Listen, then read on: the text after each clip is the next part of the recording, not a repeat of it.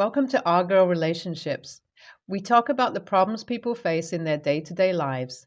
Let's start with the video. So, from the first day that I met my future mother-in-law, we rubbed each other the wrong way. It wasn't anything I did or anything that she said. It's just that our vibes didn't match. And we knew from the first moment that it's going to be a difficult relationship. Honestly, I didn't even care because I have to spend my life with my fiance and not his mother. For all I cared, she might not even be in the picture at all. That's why the first time we met, I go through the whole meeting somehow and vow to avoid her at all costs. But sometimes avoiding isn't all that easy, especially when you're getting married and need to talk to your families. So obviously I knew at some point I had to face her. So me and my fiance decided to host a family dinner with both our parents present so everyone can get to know each other. We invited them all on a Sunday, and I mentally prepared myself to face two moms. My own mom can be very difficult at times, and to think I have to deal with my fiance's mom too was a little too much, but I did my best. So they all arrived, and from the get go, it was a tense atmosphere. Thankfully, our dads were easygoing and easily tackled the situation and steer the conversation to a safe topic where no knives would be thrown. My fiance also got the hint and started talking about unimportant stuff. But soon, my mom, who was trying to get me alone all night, finally decided that she had to take a direct approach if she wanted to get me to talk to her. At the dinner table, she pointedly called me out and asked me what are my plans about the wedding and if I've decided on a date. Oh God, I was trying so hard to avoid the wedding talk, and her first question just brought it on. I told her we haven't decided anything, and she went on to say that I should hurry now, that I found a person who's willing to marry me. Now, I'm not such a bad person. In fact, I'm perfectly content and confident with how my life has turned out to be. I'm good looking, I have a good education, and I even have work experience that could get me to land a decent job if I wanted to work. But the thing is that I quit my last job as the lead editor in a publishing company. I wanted to be a writer. I wanted to focus on researching for the setting of my book. Now, my fiance knows about my dreams and totally supports me. He didn't mind me quitting and pursuing them. But my own parents think now that I've quit my job and don't earn my own money, I'm depending on a guy, that my fiance would lose interest in me. So when my mom said I should hurry up and tie the knot, that got on my nerves, and I just got up and left. I stormed off outside to the pool. A while later, my to-be mother-in-law approached me and stood with me silently. I told her if she has anything to say, she should just get it over with, because we both know we can't stand each other's company and there's no point in pretending otherwise. My mother-in-law then stares at me and tells me that I should learn to respect my elders. She said I am nothing but a spoiled little brat who even barks at her own parents. She told me that she doesn't know how her son could love a worthless person like me who can't even keep a job. Now, I could have told her a lot of things right there, starting with a few choice words and how she doesn't know anything about my relationship with her son, but I chose to just silently seethe. Worthless? Seriously? Just because she was content with being a food critic all her life and didn't think of doing anything else, she expects me to stick to mainstream jobs and not follow my dreams? I decided I'll have to do something to get back at her. After a few weeks of that disastrous family dinner, I talked to my husband and told him we should take our parents separately to their favorite restaurants and properly make up for that horrible evening. He agreed while having no idea what I was thinking. We then took my parents-in-law to my mother-in-law's favorite restaurant. I had a whole plan set up. I knew my mother-in-law well, and I knew she'd never pass on an opportunity to criticize me or tell me how I'm so lucky to have her son in my life. When we settled down and gave our orders, I told my to-be father-in-law that we'd been thinking of having an autumn wedding. I'd like to have an outdoor wedding with fallen brown leaves and as our backdrop. My mother-in-law then quickly jumped in the conversation saying how that's a bad idea and she didn't expect anything better from me. I was pissed already, so it didn't take much to set me off, and I went all out. I started to tell her how I don't really care about her opinion and that she can keep her opinions to herself as they hold no value for me. Boy, was she shocked. She started telling me how I have learned no manner in all my life and that her son would be better off breaking this whole thing.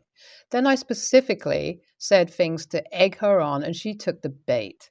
Soon she fully went off her rocker, and the whole restaurant was paying attention to our shouting match. I also got everything that was bothering me out of my system. My fiance tried to calm me down, but I had a purpose in my mind, and I wasn't about to stop. My to be mother in law at that time got violent and knocked a wine glass down. The restaurant manager came running at this point, as she was a regular as well as a food critic. He knew her well. But he also had a job to do, so initially he looked to be struggling, but witnessing us damaging the property got him moving. He asked my father in law and my fiance to get us to leave the restaurant. Finally, when I got quiet for a few minutes, my mother in law also calmed down enough to realize what had happened. The manager saw us out personally and informed us that he doesn't have a choice and that we are all banned from the restaurant as it is their policy, and he can't bend the rules even for a critic. That was my goal from the start, and seeing the look on mother-in-law's face after she realized what just happened was the most satisfying thing. She was so pissed off at that point that she couldn't even string up sentences together to express herself. She just left seething in rage, and I finally left with my fiancé. He was also very angry with me for going out of control, but I know him and he'll calm down soon. I know you all are going to think that I'm an a-hole and that I took it too far, but I swear to you, God, you don't know my mother-in-law. Merely telling the incident isn't the same as listening to her tone or suffering under her critical gaze. I'm not this kind of person normally, but as this concerned my whole life, I had to make a stand before things got worse. Just try to put yourself in my shoes and then tell me, do you really think I'm the real a-hole here? Should I have just left the matter alone and suffered even after getting married? I mean, it's not like I can ask my husband to cut all ties with her. Would you have done things differently in my place? My wedding is in 2 weeks. Most of the preparation is done, but last night my fiance asked me to do something for him, and if I can sincerely do it, he said he'll be really thankful. He asked me to make up with his mother, as we both are really important women in his life, and he doesn't want to be split between us all his life. His request wasn't unreasonable, so I told him I'll think about it. After a lot of thought, I've decided that I should really talk to my mother-in-law, as it'll just make a lot of things easier and save a lot of my energy. I'm going to meet her this evening, so I'll update here once we talk. Honestly, I don't know what I was thinking. Maybe I didn't want to believe people can change, or maybe I wanted to always justify my past actions. Either way, I was fully prepared for another meeting that was going to end in disaster, but my mother-in-law and her actions fully surprised me. We went to an evening cafe and ordered our drinks. I started the conversation by being upfront and straight with her. I told her that if it was up to me, I'd never meet her on my own volition.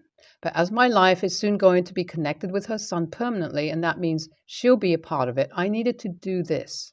I told her that my fiancé was the one to wish that we make up, but upon thinking, I also think it's wise for us to accept each other the way we are, and the fact that we'd never see eye to eye on many things.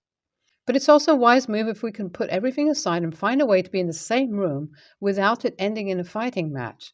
I didn't expect her to agree with me. I was more or less expecting her to say something along the lines of how she would never accept such a worthless person like me in her life.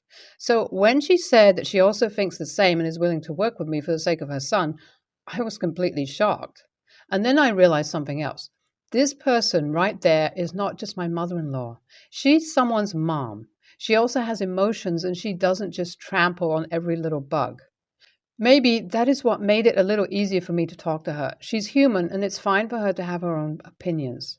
We finally came to an agreement to try our best to give each other freedom of being a different spirit than ourselves, and we keep our distance in matters that don't directly affect us. I promise her that I'll spend the holidays with her and maybe even call her sometimes. We finally were able to have our first chat without it ending in a screaming match. Hopefully, things don't get worse for the sake of the person we both love. We can be humane to each other. YTA.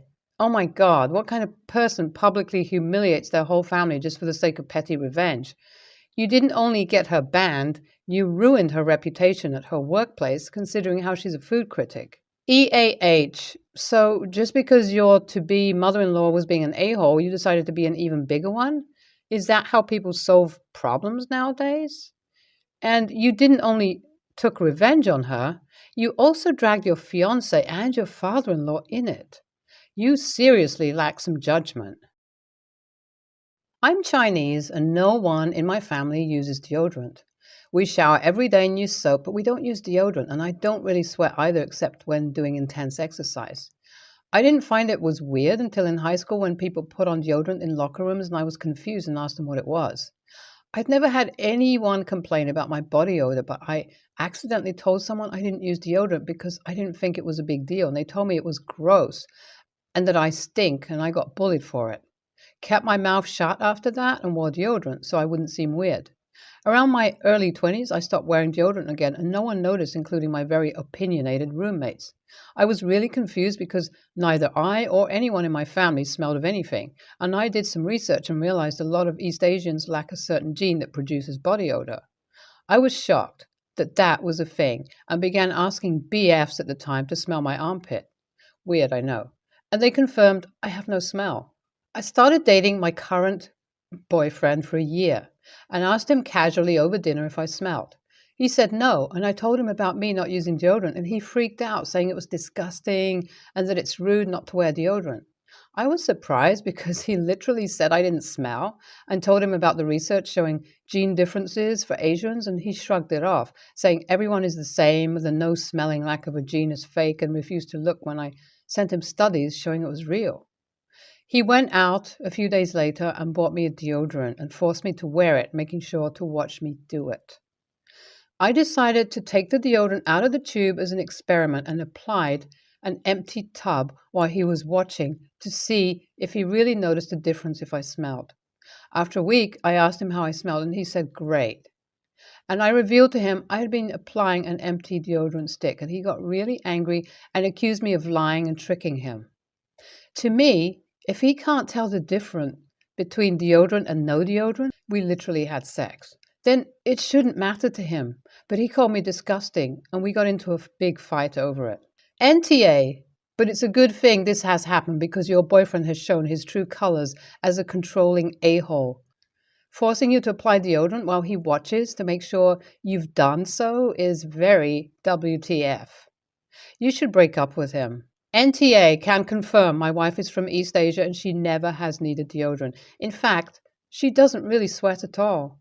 Also, in her home country, deodorant is kind of a pain to find. What they have is super small and no odor.